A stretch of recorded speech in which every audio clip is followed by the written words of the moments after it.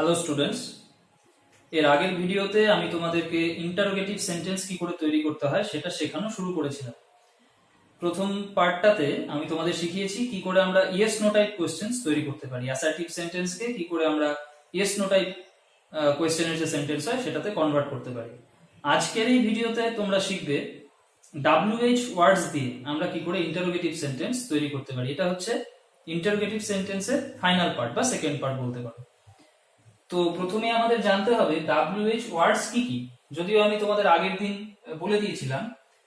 দেখো, হোয়াট বা কি, হুইচ বা কোনটি, ওয়্যার বা কোথায়, হোয়েন মানে কখন, হোয়াই মানে কেন, হুম মানে কাকে, হাউ মানে কিভাবে বা কত বা কেমন, হু মানে কে, আর হুজ মানে কার।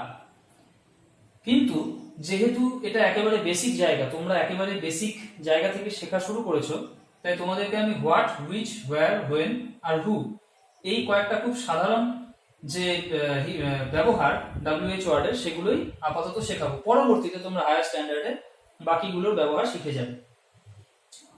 ফার্স্টে আমি কি দিয়ে শুরু করব বা হোয়াট। হোয়াট মানে কি, তাহলে এর ব্যবহার কোন জায়গায়? ধরো তো তুমি বললে একটা সেন্টেন্স, মাই নেম ইজ, ধরো যে কোনো একজনের নাম ধরে নিচ্ছি আমি, XYZ একজনের নাম, সে বললো মাই নেম ইজ XYZ। তাহলে এখানে হোয়াট দিয়ে কোন শব্দটাকে রিপ্লেস করা যায়? দেখো তো, চেঞ্জ করা যায়। যে তোমাকে যদি জিজ্ঞেস করা তোমার নাম কি, তবেই তো তুমি বলবে আমার নাম এটা। তাহলে এই যে এটা বা তুমি তোমার যেটা নাম, সেটা কার পরিবর্তে আসলো? এই কি শব্দটা বা হোয়াট এর পরিবর্তে আসলো। তার মানে কি, আমরা যখন একে ইন্টারোগেটিভ সেন্টেন্সে কনভার্ট করব তখন এই শব্দটাকে সরিয়ে এর জায়গায় আমরা হোয়াট কে জায়গা দেব না। তাহলে নিয়মটা হচ্ছে হোয়াট, এখানে ইজ আছে, এই হোয়াটের পরে ইজ বসে গেল, my name. What is my name, বা কেউ এখানটায় ইওরও করতে পারো, তবে কিছু জায়গায় বলা হয় ইওর দরকার নেই, যেহেতু সেন্টেন্সে মাই আছে তাই মাই করতে হবে। আবার অনেকে বলেন এটাকে ইওর করে দিলেও কোনো সমস্যা নেই, যে হোয়াট ইজ ইওর নেম, তোমার নাম কি, তার উত্তরে বলা হচ্ছে যে মাই নেম ইজ XYZ, বা যার যেটা নাম সেটা সে বলবে। বা ধরো যে তুমি বললে my favourite subject is English, মানে কি আমার প্রিয় বিষয় ইংরেজি। তাহলে প্রশ্ন কি হতে পারে যার উত্তরে তুমি এটা বলবে? নিশ্চয়ই তোমাকে জিজ্ঞেস করা হয়েছিল তোমার প্রিয় বিষয় কি, তার উত্তরে তুমি বলেছিলে যে আমার প্রিয় বিষয় ইংলিশ। তার মানে কি বা হোয়াট এর পরিবর্তে ইংলিশ শব্দটা এসছে, তার মানে আমরা হোয়াট দিয়ে এই শব্দটাকে রিপ্লেস করে দেব। অর্থাৎ ইন্টারোগেটিভ সেন্টেন্সে যখন হোয়াট লিখবো তখন আর এটা আমরা লিখবো না। দেখো এখানেও কিন্তু তাই, যে হোয়াট লিখলাম, নামের জায়গায় এই হোয়াটটা চলে এলো, এই শব্দটা কিন্তু আর থাকলো না, XYZ বা নামটা কিন্তু আর থাকলো না ইন্টারোগেটিভ সেন্টেন্সে। তাহলে এটাকে ইন্টারোগেটিভ করলে কি হবে না, হোয়াট চলে আসবে ফার্স্টে, WH ওয়ার্ড ফার্স্টে সবসময় চলে আসবে, এটা নিয়ম। তারপরে লিখতে হবে আমাদেরকে বিভার্ব, দেওয়া আছে বিভার্ব এখানটায়, what is my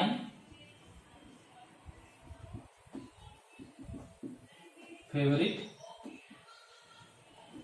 subject. What is my favourite subject, অর্থাৎ প্রিয় বিষয় কি, তার উত্তরে বললে আমার প্রিয় বিষয় ইংলিশ। পাস্ট টেন্সে যদি যাই, ধরো রাম রোট আ লেটার, রাম একটি চিঠি লিখেছিল, এর মানে তো তাই দাঁড়াচ্ছে রাম রোট এ লেটার, রাম একটি চিঠি লিখেছিল। তাহলে প্রশ্নটা কি হতে পারে, যে রাম কি লিখেছিল, তার উত্তরে তুমি বলছো রাম একটি চিঠি লিখেছিল। তার মানে কি, এ লেটার এর পরিবর্তে আমাদেরকে হোয়াট আনতে হবে। তাহলে হোয়াট তো আমি লিখে দিলাম, এরপরে কি করব? নিয়ম হচ্ছে যখন পাস্ট ইনডেফিনিট করছি তখন হোয়াট বা WH যে কোনো ওয়ার্ড, WH ওয়ার্ড, তারপরে ডিড, তারপরে সাবজেক্ট, তারপরে সেন্টেন্সের বাকি পার্ট। অর্থাৎ হোয়াট, ডিড, রাম, আর ভার্বের ক্ষেত্রে কিন্তু মেইন ভার্বের ফার্স্ট ফর্ম। পাস্টে যখনই আমি চেঞ্জ করে নিয়ে চলে যাচ্ছি, এটাকে তো দেখো এটা পাস্ট ইনডেফিনিটে ছিল, একে আমি কোশ্চেনে কনভার্ট করছি পাস্ট ইনডেফিনিটে, তাহলে কি করব, হোয়াট ডিড এর জায়গায় ডিড বসিয়ে দিলাম, সাবজেক্টের জায়গায় সাবজেক্ট বসে গেল। এবার হচ্ছে মেন ভার্ব কে, মেন ভার্ব হচ্ছে এখানে রোট, রোট এসছে কার থেকে, রাইট থেকে এসছে, রাইট মানে লেখা, এটা ফার্স্ট ফর্ম, এটা সেকেন্ড ফর্ম, এটা ফার্স্ট ফর্ম, এটা সেকেন্ড ফর্ম, এর থেকে এটা এসছে।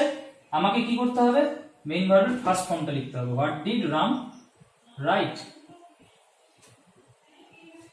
রাম কি লিখেছিল, এটা হচ্ছে আমাদের নিয়ম। ধরো এটাকে যদি Ram will write a letter থাকে ফিউচারে, তোমাকে করতে হবে হোয়াট উইল রাম রাইট, এভাবেই করতে হবে। যদি পাস্ট কন্টিনিউয়াসে থাকে, Ram was writing a letter, করতে হবে what was Ram writing a letter. মানে আমাদের WH ওয়ার্ডটা ফার্স্টে আসবে, তারপরে আমাদের আসবে কি বি ভার্বটা, যদি থাকে তাহলে বি ভার্ব চলে আসলো, তারপরে যদি পাস্ট ইনডেফিনিটে থাকে তাহলে ওই মেইন ভার্বের ফার্স্ট ফর্ম করতে হবে, আর যদি কন্টিনিউয়াসে থাকে তাহলে মেইন ভার্বের ফার্স্ট ফর্ম তার সাথে আইএনজি যোগ করতে হবে। এটা তো একটা কমন নিয়ম, তোমরা এতদিনে আশা করছি প্রায় মুখস্থই করে ফেলেছো, সব জায়গাতে একই নিয়ম চলছে। তাহলে এই হচ্ছে আমাদের হোয়াট এর ব্যবহার। আমি খুব একটা বেশি ডেপথে গিয়ে করাবো না, তাহলে তোমাদের কাছে এখন একটু ডিফিকাল্ট মনে হতে পারে। একেবারে বেসিক জায়গাটা শিখিয়ে দিচ্ছি যাতে তোমরা আটকে না যাও, মানে অ্যাটলিস্ট কোশ্চেন গুলো দেখে বুঝতে পারো এটা কোন জায়গা থেকে কিভাবে কনভার্সনটা হয়েছে। তাহলে এই গেল হোয়াট এর বেসিক জায়গা। এরপরে আমরা শিখবো হুইচ এর ব্যবহার।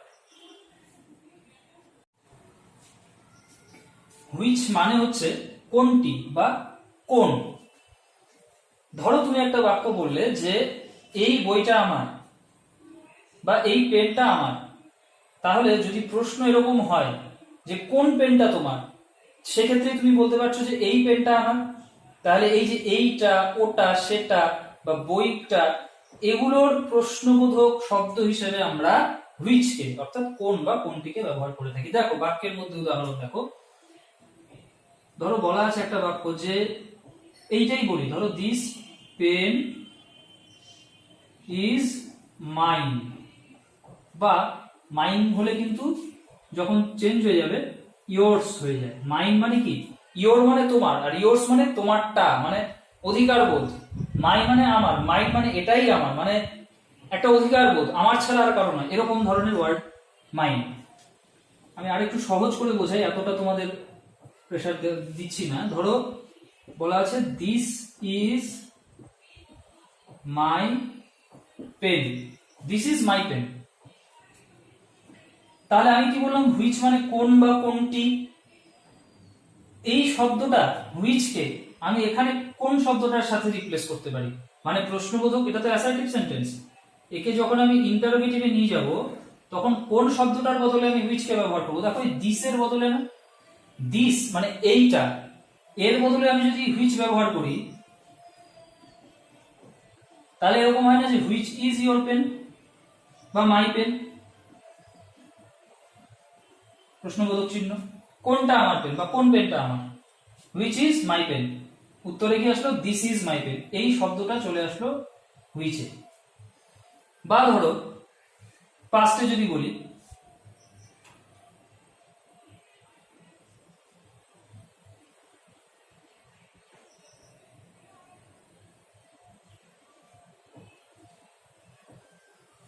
Ram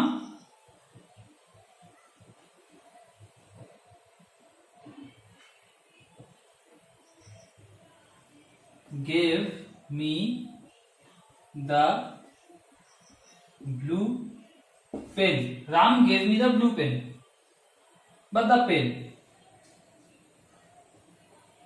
Ram gave me this pen, মানে কি এই পেনটা রাম দিয়েছিল আমাকে, এটাই দাঁড়াচ্ছে Ram gave me this pen, মানে কি এই পেনটা আমাকে রাম দিয়েছিল। তাহলে দিস এর বদলে আমরা এই পেনটা, এই পেনটা, তার মানে দিসের বদলে হুইচকে আমরা নিয়ে আসবো যে হুইচ পেন, কোন পেনটা। তাহলে দিসের জায়গায় আমরা হুইচকে রিপ্লেস করছি। তাহলে ফার্স্টে আমাদের WH ওয়ার্ড আনতেই হবে, হুইচ পেন।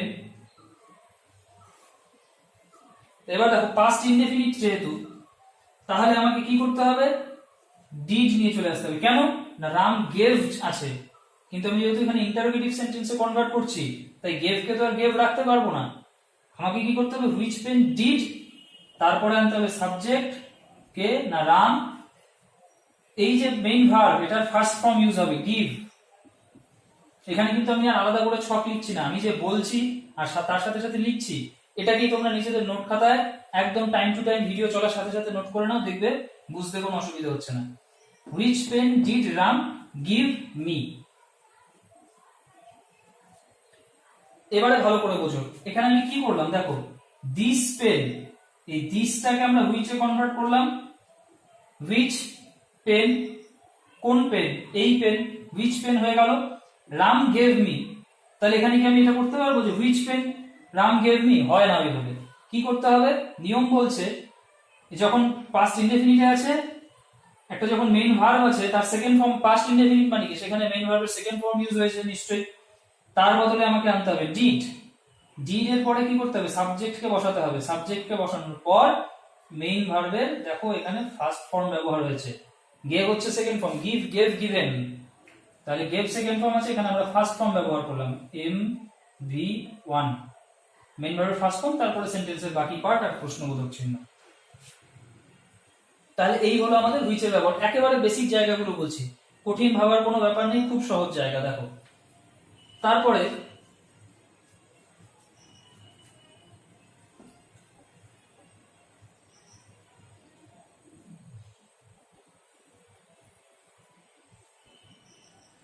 দিস পেন বা ধরো this car will be mine. Mine মানেও আমার, মাই মানেও আমার। আচ্ছা ধরো এখানে যদি মাই করি, this pen will be mine, কোনো অর্থবহ সেন্টেন্স হয় না। এরকম কোনো বাক্য কাউকে বলতে শুনেছো যে দিস কার উইল বি মাই, হবে না, this car will be mine হয়। মানে কোনো একটা জিনিস যখন আমার হবে, আমার হবে, আমার হওয়া মানে আমার অধীনে হওয়া, তখন সেখানে আমরা মাইন ব্যবহার করব। This car will be mine. তাহলে এখানে হুইচ কোন জায়গায় আসবে, দিস এর পরিবর্তে আমরা হুইচ লিখবো। তাহলে হুইচ কার, এখানে কিন্তু আবার কোনো চেঞ্জ হবে না, কেন, এটা তো বি ভার্ব নরমাল ভাবেই আছে ফিউচার ইনডেফিনিটে। হুইচ কার উইল বি, এখানে তুমি মাইনও করতে পারো বা ইয়ার্স ও করতে পারো।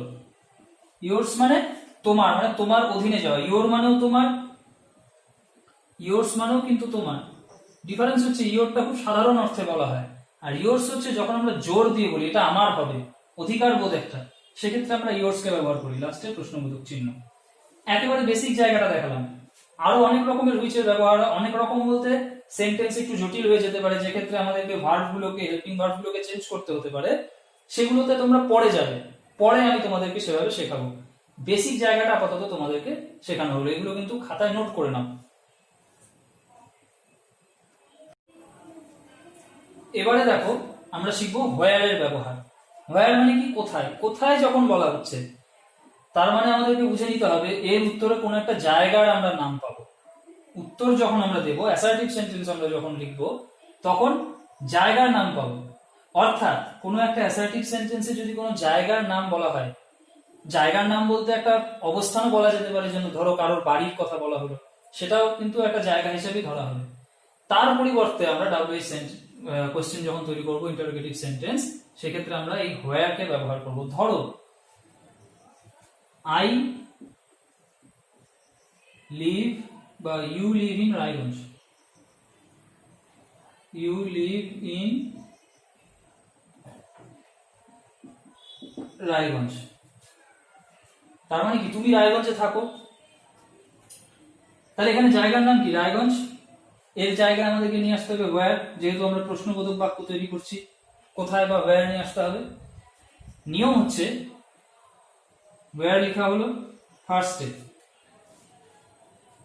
ইউ লিভ ইন রায়গঞ্জ, তাহলে হোয়ার ডু চলে আসবে, where do you live in, where you live in হয় না, where do you live in.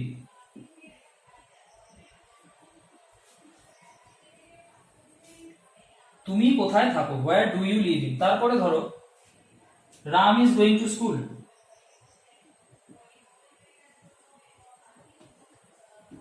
মানে এখানে ডুটা কি, ডুটা কিন্তু এর ক্ষেত্রে হেল্পিং ভার্ব, হেল্পিং ভার্ব একটা দরকার আমাদের কাছে। যদি এই সেন্টেন্সের মধ্যে অ্যাসার্টিভ সেন্টেন্সের মধ্যে কোনো হেল্পিং ভার্ব না থাকে সেক্ষেত্রে আমাদেরকে এই হেল্পিং ভার্ব একটা আনতে হবে। এইটা আমি তোমাদেরকে আবারও বলছি, এইটা কিন্তু হোয়ারের ক্ষেত্রে একটু ইম্পর্টেন্ট, এটা ভুল করে ফেলো না যে ইউ লিভ ইন রায়গঞ্জ তুমি করে দিলে হোয়ার ইউ লিভ ইন, হয় না। হেল্পিং ভার্ব আমাদেরকে আনতে হবে do, where do you live in. বা ধরো যদি এখানে বলা থাকতো যে ইউ লিভড ইন রায়গঞ্জ, তুমি রায়গঞ্জে থেকেছিলে কোনো একটা সময়, তাহলে কি হবে, where did you live in, এই ডুটা ডিড হয়ে যাবে, কেন না ওটা পাস্ট ছিল, তার জন্য এখানে আমাকে ডুকে ডিড করতে হবে। তাহলে Ram is going to school, একে আমি করবো ইন্টারোগেটিভ। তাহলে কোথায়, একটা জায়গার নাম বা কোনো একটা জায়গার কথা বলা হচ্ছে, কি এই স্কুলটা একটা জায়গা, প্লেস একটা, তাহলে এর পরিবর্তে আমরা কি আনবো, হোয়ার আনবো। তাহলে আমি কি বলেছি, ডাব্লিউএইচ ওয়ার্ড সবসময় ফার্স্টে বসবে সেন্টেন্সে। হোয়ার বি ভার্ব কি ইজ, লিখে দিলাম ইজ, কোনো দিকে তাকানোর দরকার নেই, হোয়ার ইজ, তারপরে লিখতে হবে subject Ram going, where is Ram going. খুব ইজি, দেখো একদম সেম টু সেম থেকে গেল, শুধু এই স্কুলটা অর্থাৎ জায়গার নামটা সেটা হোয়ার দিয়ে রিপ্লেস হয়ে গেল, ইজটা চলে এলো হোয়ার, মানে ডাব্লিউএইচ ওয়ার্ড যেহেতু হোয়ার তার ঠিক পরে এলো ইজ, তারপরে সাবজেক্ট, তারপরে সেন্টেন্সের বাকি পার্ট। এটা যদি আমি ধরো পাস্ট কন্টিনিউয়াসে করি যে Ram was going to school, তাহলে হোয়ার ওয়াজ রাম গোয়িং, এভাবে হয়ে যেত। এটা হলো আমার প্রেজেন্ট ইনডেফিনিটে, এটা হলো আমার প্রেজেন্ট কন্টিনিউয়াসে, পাস্ট কন্টিনিউয়াসে বলে দিলাম। ধরো ফিউচারে যদি বলি যে Ram will be going to school,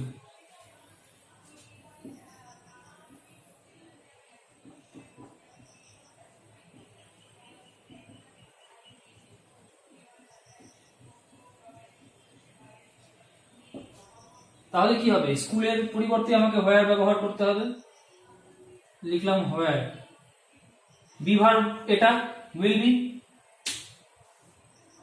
where will B subject Ram, তারপরে বাকি যেটুকু থেকেছে সেটা আমাকে লিখে দিতে হবে লাস্টে question mark, where will be Ram going বা where will Ram be going, এটাও করা যায়। তাহলে এই হলো আমাদের হোয়ারের বেসিক জায়গা, বেসিক ব্যবহার। এরপরে আমরা শিখবো হোয়েন কিভাবে আমরা ইউজ করব।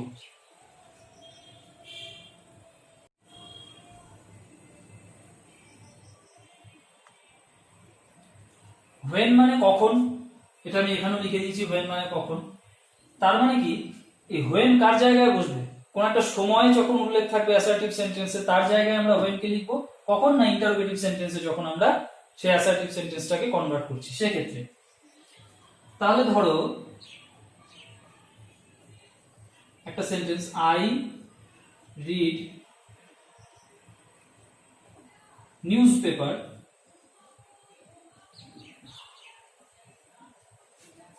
In the morning,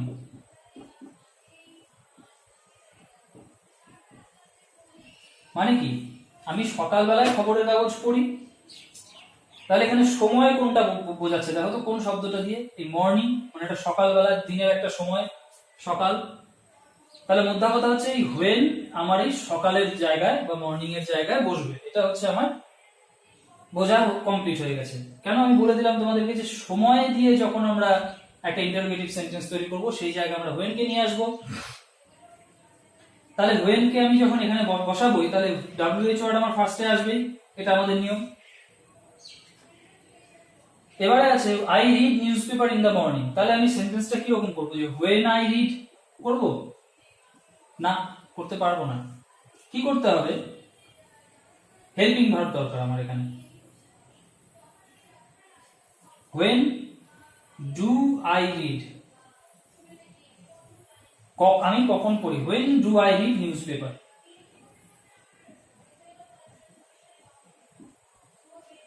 when do I read news paper, কখন আমি নিউজ পেপার পড়ি। বা ধরো আরেকটা সেন্টেন্স আছে, Ram goes to school at 11 AM, Ram সকাল 11টার সময় স্কুলে যায়, তার মানে টাইম আছে এটা 11 AM, তাহলে এর জায়গায় আমাকে হোয়েন আনতে হবে। বেশ, যেহেতু ডাব্লিউএইচ ওয়ার্ড ফার্স্টেই বসবে হোয়েন। এবার দেখো subject third person singular number, তার জন্য আমার এখানে গোজ এসছে, লাস্টে এস বা ইএস যোগ হয়েছে, ইএস যোগ হয়েছে এক্ষেত্রে। তাহলে যেহেতু subject third person singular number, তার মানে আমাকে এখানে হেল্পিং ভার্ব হিসেবে ডাজ আনতে হবে। when ডাজ, তারপরে আমার যথারীতি সাবজেক্ট বসে যাবে রাম, তারপরে go, main verb first form. when does ram go to school, বাকি পার্ট সেন্টেন্সের when does ram go to school। এবার যদি পাস্টে থাকতো যে রাম went to school, ধরো এখানে went ছিল, Ram went to school at 11 am, তাহলে এই জায়গাটা কি হতো? তাহলে এই ডাজ এর জায়গায়, যেহেতু এটা পাস্ট ইনডেফিনিটে আছে, তাহলে ডাজ এর জায়গায় হয়ে যেত আমার did. when did ram go to school, Ram কখন স্কুলে গিয়েছিল। বা যদি হতো Ram will go to school at 11 am, তাহলে চেঞ্জ করার দরকার নেই, ফিউচারে আমরা জানি সেরকম চেঞ্জ হয় না হেল্পিং ভার্বের ক্ষেত্রে। তাহলে এখানে যদি will থাকতো, ধরো went নেই, এখানে আছে will go, তাহলে এখানে কি হতো? did এর জায়গায় জাস্ট will চলে আসতো, willটা আগে চলে এলো, when will ram go to school। এইভাবে আমাদের when এর বেসিক ব্যবহার।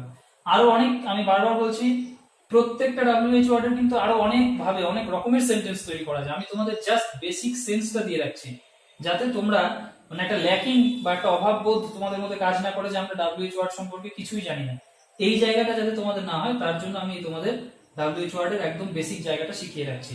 একে আরো অনেকটা বিস্তৃতভাবে করানো যায়, সেটা তোমরা পরবর্তীতে আরো শিখবে। এরপরে তোমরা যেটা শিখবে সেটা হচ্ছে লাস্ট আজকের এই ভিডিও, সেটা হচ্ছে হু বা কে, একে আমরা কোন জায়গায় ব্যবহার করব। দেখো হু যখন রয়েছে, হু মানে কে, তাহলে আমাদেরকে চিন্তা করতে হবে কে আমরা কোন ক্ষেত্রে ব্যবহার করি। যখন আমরা কোনো ব্যক্তির নাম,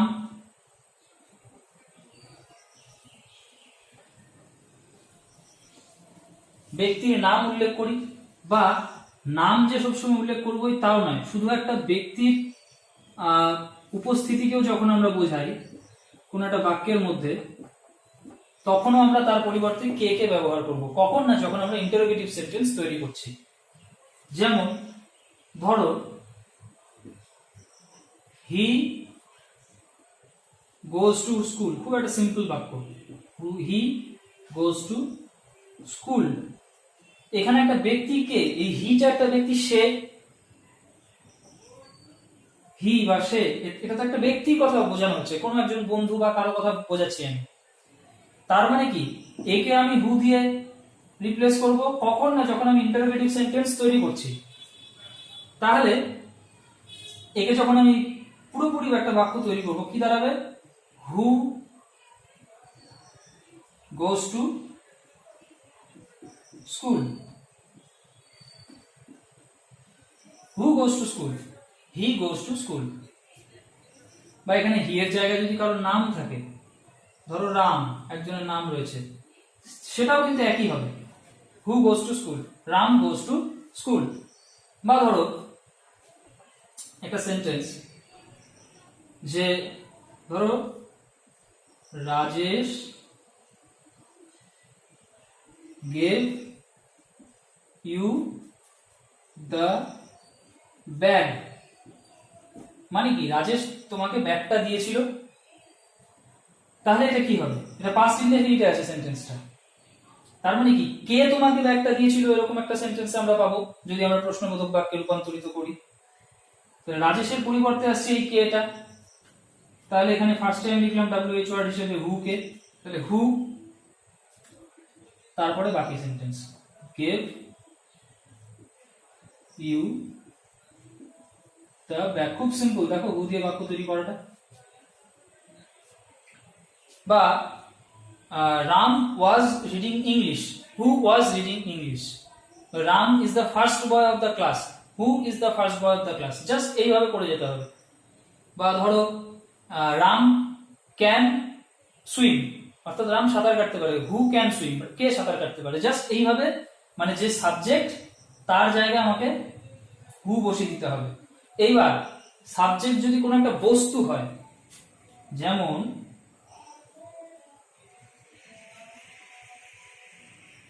the tree is big in size, ধরো একটা বাক্য আছে, the tree is big in size, অর্থাৎ গাছটা আকারে বৃহৎ।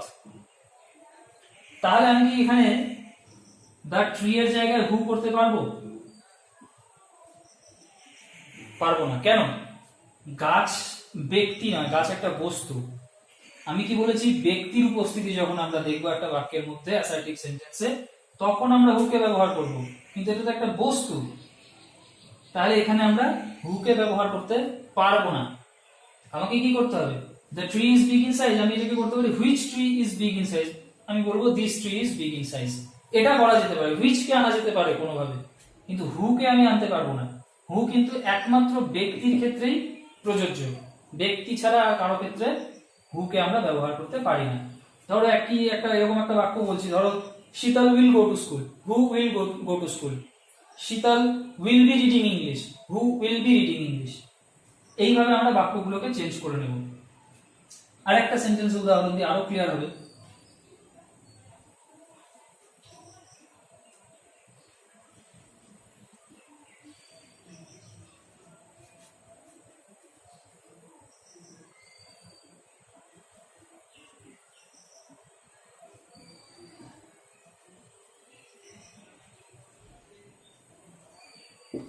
Riju went to the market, তাহলে ব্যক্তিকে রিজু, তার পরিবর্তে আমরা হুকে নিয়ে চলে এলাম। হু ওয়েন্ট টু দ্য মার্কেট, প্রশ্নবোধক ছিল। এইবার একটা জিনিস দেখো, কিছু কিছু ক্ষেত্রে আমাদেরকে পাস্ট ইনডেফিনিটের ক্ষেত্রে একটা এক্সট্রা, ওয়েন এর ক্ষেত্রেও তাই, হোয়াট এর ক্ষেত্রেও তাই দেখেছিল হয়তো, যে একটা এক্সট্রা হেল্পিং ভার্ব আনতে হচ্ছে, ডু বা ডাজ, বা পাস্টের ক্ষেত্রে আমাদেরকে ওটা ডু বা ডাজ তো হবে না, সেক্ষেত্রে আমাদের ডিড হয়ে যাবে। যে হোয়াট বা ওয়েন এর পর অনেক সময় ডিড ব্যবহার করতে হচ্ছিল। তারপরে কি করতে হতো না, সাবজেক্টকে এনে তারপরে আমাদেরকে মেইন ভার্বের ফার্স্ট ফর্ম ইউজ করতে হতো, কেন না যেহেতু আমরা আগে ডিড করে ফেলছি। এই হু এর ক্ষেত্রে কিন্তু সেটার কোনো প্রয়োজন নেই। দেখো who, Riju went to the market past ইনডেফিনিটে আছে, এখানেও করে দিলাম who went to the market. Rajesh gave you the bag, who gave you the bag. এখানে কিন্তু চেঞ্জের কোনো ব্যাপার নেই, খুবই সহজ হু এর ব্যবহার। তো এই গেল তোমাদের ইন্টারোগেটিভ সেন্টেন্স WH ওয়ার্ড দিয়ে করতে গেলে কিভাবে করতে হয় তার একদম বেসিক জায়গা। আমি আবার বলছি, এটা কিন্তু বিস্তৃত কোনো কিছু বলিনি, এখানটা একেবারে বেসিক জায়গাটা বলেছি, তাও আবার মাত্র 5টা, হোয়াট, হুইচ, ওয়্যার, হোয়েন, হু, এদের একদম বেসিক জায়গাগুলো বলেছি। কারণ বাকিগুলো যদি বলি বা আরো যদি বিস্তৃত করে বলি, ইলাবোরেটলি বলি, তোমাদের হয়তো একটু ডিফিকাল্টি মনে হতে পারে। তো সেটা আমি চাইছি না এই মুহূর্তে তৈরি করতে, কারণ তোমরা সবে টেন্স শিখে এসেছো, তারপর এটা করছো।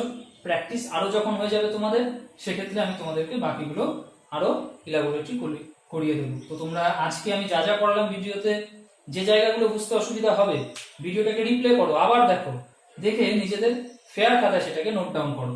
আদারওয়াইজ কিন্তু কনসেপ্ট ক্লিয়ার হওয়া সম্ভব নয়। সো আজকের মতো এই পর্যন্ত। Thank you.